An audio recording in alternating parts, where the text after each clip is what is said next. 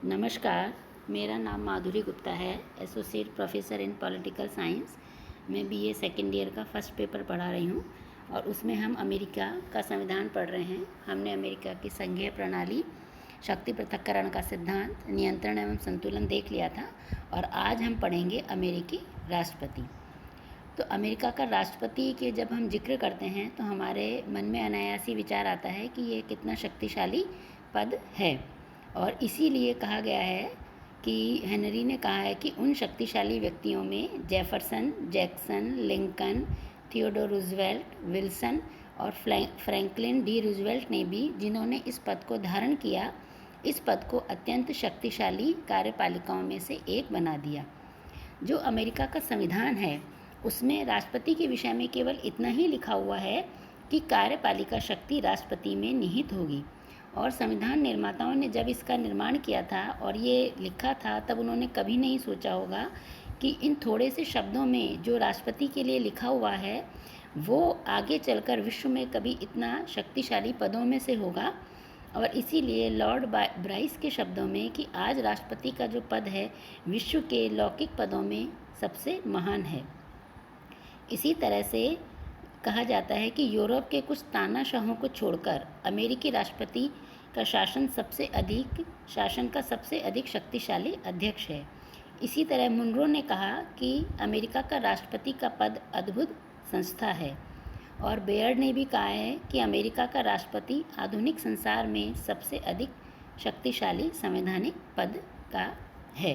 तो कहने का अर्थ है कि जब संविधान का निर्माण हुआ तब केवल उन्होंने एक लाइन में लिखा था कि कार्यपालिका शक्ति राष्ट्रपति में निहित है, लेकिन जिन व्यक्तियों ने इस पद को धारण किया, अपने व्यक्तित्व से इस पद को आज इतना महान और शक्तिशाली बना दिया है कि विश्व के सभी राष्ट्रों में जो देखते हैं शासन का अध्यक्ष है वो इतना शक्तिशाली है। अब है राष्ट्रपति पद का महत्व। संविधान ने अमेरिका की कार्यपालिका शक्ति राष्ट्रपति में निहित की है और अमेरिका के राष्ट्रपति का पद संसार का सबसे शक्तिशाली राजनीतिक पद है। राष्ट्रपति सरकार और राज्य दोनों का अध्यक्ष है। और ऑग ने भी कहा है कि आज अमेरिका का राष्ट्रपति संसार का सबसे महान शासक हो गया है। आगे है, अमेरिकी राष्ट्रपति का पद है वो अंतर्राष्ट्रीय महत्व का भी है, केवल अपने राष्ट्र के लिए नहीं बल्कि अंतर्राष्ट्रीय स्तर पर भी महत्वपूर्ण स्थान रखता है। हेमिंग के शब्दों में इस पद का महत्व विश्वव्यापी है। संकट काल में यह अमेरिकी जनता राष्ट्रीय और अंतर्राष्ट्रीय मामलों में नेतृत्व के लिए राष्ट्रपति की ओर देखती है। अमेरिकी राष्ट्रपति के अंतर्राष्ट्रीय व्यक्तित्व का संकेत थियोडोर रूजवेल्ट ने भी किया, वुडरो विल्सन ने किया, फ्रैंकलिन रूजवेल्ट ने किया, आइजनहावर कैनेडी के शासनकाल में हमें देखने को मिलता है। तो इस तरह से अमेरिका के राष्ट्रपति का पद और स्थिति अद्वितीय है। अब पढ़ेंगे हम राष्ट्रपति का चुनाव। सबसे पहले है पद की योग्यताएं। वह अमेरिका का जन्मजात नागरिक हो, 35 वर्ष की आयु पूरी कर चुका हो, कम से कम 14 वर्ष से अमेरिका में रह रहा हो, वह पागल, दिवालिया व अपराधी न हो और जेल न गया हो। तो ये उसकी पद की योग्यताएं हैं। अवधि, जैसा कि हमें पता है, अनुच्छेद 2 के भाग 1 के अनुसार इसकी अवधि 4 वर्ष है और सामान्यतः वह अपने पद पे कार्य करता है। पद स्थायी है, लेकिन 3 परिस्थितियों को छोड़कर यह पद स्थायी नहीं रहता है। पहला है कि वह स्वयं त्यागपत्र दे दे, दूसरा उसकी मृत्यु हो जाए और तीसरा उसके ऊपर महाभियोग सिद्ध हो जाए। एक व्यक्ति केवल 2 बार ही राष्ट्रपति बन सकता है और ऐसी परंपरा चली आ रही थी, लेकिन फ्रैंकलिन डी रूजवेल्ट ने इस परंपरा को तोड़ा और तीसरी बार भी नहीं बल्कि वे चौथी बार भी राष्ट्रपति बने। 1940 में वो तीसरी बार और 1944 में वो चौथी बार राष्ट्रपति बने। तो इस प्रकार वहाँ 1951 में 22वां संशोधन किया गया और उसके द्वारा तीसरी बार चुनाव लड़ने पर रोक लगा दी गई।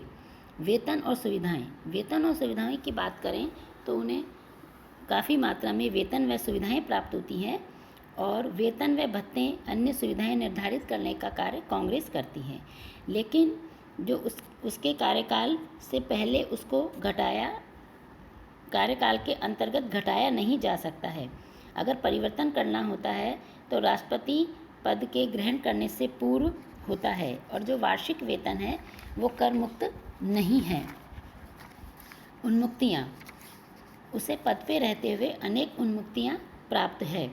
उसे किसी अपराध के कारण गिरफ्तार नहीं किया जा सकता है और किसी भी न्यायालय में महाभियोग के अतिरिक्त उस पर अभियोग नहीं चलाया जा सकता है। और जो महाभियोग चलाने की प्रक्रिया है वो अत्यंत कठिन है। अब है राष्ट्रपति का उत्तराधिकार, यानी राष्ट्रपति कभी अपने पद पर नहीं हो तो उसके बाद पदभार संभालने का कार्य कौन करेगा। तो इसमें है राष्ट्रपति के पद से हटाए जाने या उसकी मृत्यु या त्यागपत्र देने पर उपराष्ट्रपति बचे हुए कार्यकाल के लिए राष्ट्रपति बन जाएगा। जितना कार्यकाल पुराने राष्ट्रपति का रह गया था वो उतना कार्यकाल ही पूरा करेगा। और जब कभी उपराष्ट्रपति का पद रिक्त होगा तब राष्ट्रपति एक उपराष्ट्रपति मनोनीत करेगा, लेकिन उसके लिए कांग्रेस के दोनों सदनों के बहुमत द्वारा पुष्टिकरण होने पर पद ग्रहण करेगा। कांग्रेस ने 1947 में एक सूची बनाई जिसके आधार पर राष्ट्रपति, उसके बाद उपराष्ट्रपति, फिर स्पीकर, सीनेट का अध्यक्ष, विदेश मंत्री, वित्त मंत्री आदि पद ग्रहण कर सकेंगे। अगर राष्ट्रपति नहीं है तो उपराष्ट्रपति बनेगा, फिर स्पीकर, फिर सीनेट का अध्यक्ष, विदेश मंत्री और इसी तरह से ये श्रृंखला चलेगी। अब है महाभियोग यानी हटाने की पद्धति। जो अमेरिका का राष्ट्रपति है उसको महाभियोग के द्वारा हटाया जाता है और ये एक कठिन प्रक्रिया है और ये इसलिए रखा गया है ताकि राष्ट्रपति अपने कार्यकाल को आराम से पूरा कर सके और यह पद स्थायी बना रहे। अमेरिकी संविधान में महाभियोग की व्यवस्था है और इसका अर्थ है कि देशद्रोह, घूसखोरी या अन्य गंभीर अपराधों के कारण राज्य के किसी ऊंचे प्रशासनिक, राजनीतिक पदाधिकारी को कांग्रेस के द्वारा चलाया गया मुकदमा होता है। अमेरिकी राष्ट्रपति पर महाभियोग प्रतिनिधि सभा के बहुमत के प्रस्ताव के द्वारा चलाया जाता है और उसकी सुनवाई सीनेट करती है। और जब ये सीनेट एक न्यायालय के रूप में कार्य करती है तब जो सर्वोच्च न्यायालय का मुख्य न्यायाधीश है वो उसकी अध्यक्षता करता है। और 2/3 बहुमत से अगर पारित हो जाता है तो राष्ट्रपति को अपराधी घोषित कर दिया जाता है और उसे अपना पद त्यागना होता है।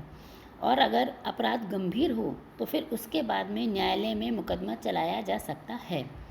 और अमेरिका के अगर इतिहास में देखें तो ऐसा बहुत बार नहीं हुआ है, केवल 2-3 बार हुआ है। जैसे कि पहला जॉनसन के विरुद्ध महाभियोग चलाया था लेकिन वे दोषी सिद्ध नहीं हो सके। 1974 में निक्सन के विरुद्ध वाटरगेट कांड के आधार पर महाभियोग चलाया गया लेकिन कार्यवाही से पूर्व ही उन्होंने इस्तीफा दे दिया। तो इस प्रकार ये महाभियोग की प्रक्रिया है जो कि अत्यंत कठिन है। अब है राष्ट्रपति का चुनाव। जो राष्ट्रपति का निर्वाचन है वो अमेरिकी राजनीतिक जीवन की अत्यंत महत्वपूर्ण घटना होती है। इसमें राष्ट्रव्यापी प्रचार प्रसार होता है, करोड़ों डॉलर धन खर्च किया जाता है। लेकिन जब संविधान निर्माता जब उन्होंने संविधान का निर्माण किया तो उन्होंने इस निर्वाचन को अप्रत्यक्ष रखा ताकि इस पद का निर्वाचन शांत वातावरण में हो और राजनीतिक हुल्लड़बाजी और धांधलेबाजी का कोई स्थान नहीं हो। अतः उसके निर्वाचन के लिए एक निर्वाचक मंडल के द्वारा निर्वाचन रखा गया। और संविधान के अनुसार राष्ट्रपति का निर्वाचन जो अप्रत्यक्ष रूप से अल्पसंख्यकों के समूह के द्वारा होता है उसके निर्वाचन की विधि राज्यों की व्यवस्थापिकाएं तय करती हैं। अब है निर्वाचक मंडल का निर्माण। राष्ट्रपति का जो निर्वाचन है वो एक अल्पसंख्यक समूह के द्वारा किया जाता है और व्यवस्थापिकाएं उसको तय करती है कि किस तरह से किया जाएगा। यह भी तय किया जाता है कि इस निर्वाचक मंडल में प्रत्येक राज्य के लिए सीनेट एवं प्रतिनिधि सदन के सदस्यों की संख्या के बराबर होगी। यानी जो निर्वाचक मंडल है उसमें सदस्य उतने ही होंगे जितने कि सीनेट और प्रतिनिधि सदन में है। इस प्रकार विभिन्न राज्यों के प्रतिनिधियों से मिलकर इस निर्वाचक मंडल का निर्माण होता है जो राष्ट्रपति का निर्वाचन करता है। और इस प्रकार जो कांग्रेस के जितने सदस्य हैं वो इसमें सम्मिलित होंगे। और जब राष्ट्रपति का निर्वाचन हो जाता है तो यह निर्वाचक मंडल समाप्त हो जाता है। 23वें संशोधन के द्वारा जो कोलंबिया जिला है उसको भी 3 प्रतिनिधि निर्वाचन मंडल में भेजने का अधिकार दिया गया। तो इस प्रकार ये सदस्य संख्या 538 है, वो इस प्रकार है 435 प्रतिनिधि सभा के सदस्य प्लस 100 सीनेट के सदस्य प्लस 3 कोलंबिया ज़िले के सदस्य। तो इस प्रकार ये सदस्य संख्या 538 है। आज का लेक्चर यहीं समाप्त होता है। धन्यवाद।